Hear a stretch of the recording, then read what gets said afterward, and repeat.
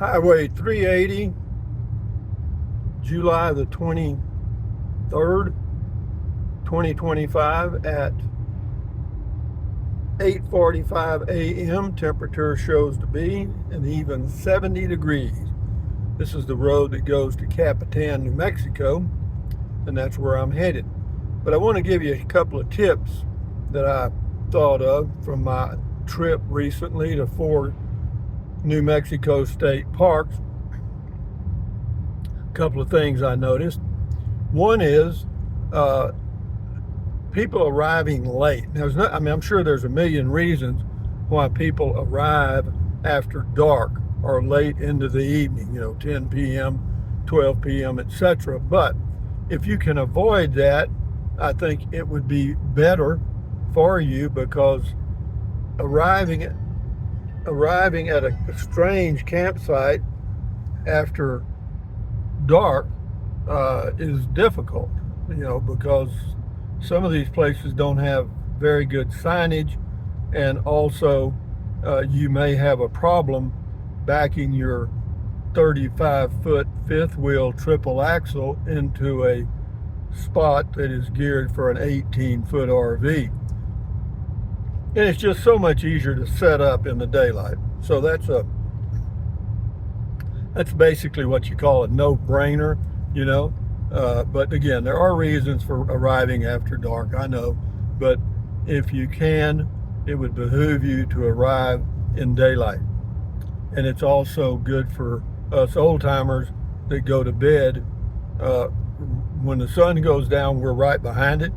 And, if you're parking next to us and having an argument with your wife, or the wife's having an argument with her husband, whatever, about how to get this thing backed in properly, then we don't really want to hear it.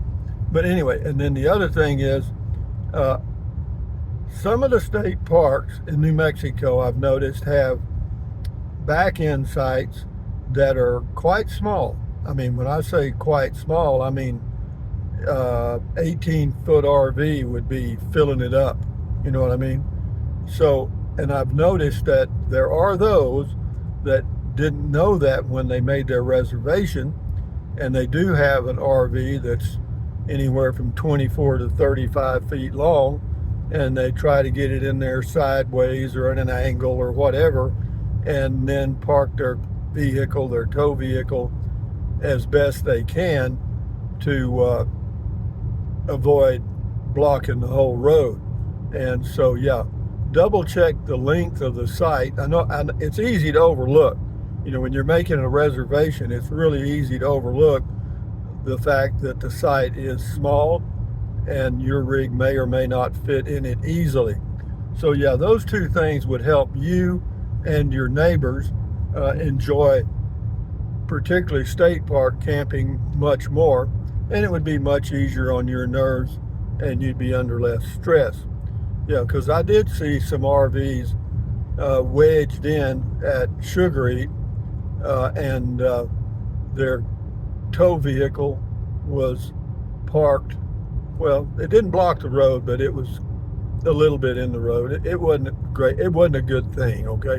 So having said that, guys, just a couple of tips. I'm on the way here to go get me a couple of avocados on a Wednesday morning. And so thumbs up, carpe diem, adios, bye-bye. Use the Amazon link if you're going to buy something from Amazon. I appreciate it. Drink plenty of water. Yeah, that helps you.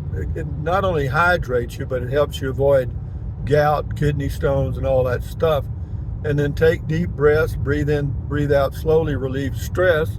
That's excellent. And if you don't believe me, try it. Check your blood pressure. It works. And then what else? Stretch, exercise your body once or twice every single day. And then easy peasy is just stand guard at the door of your mind.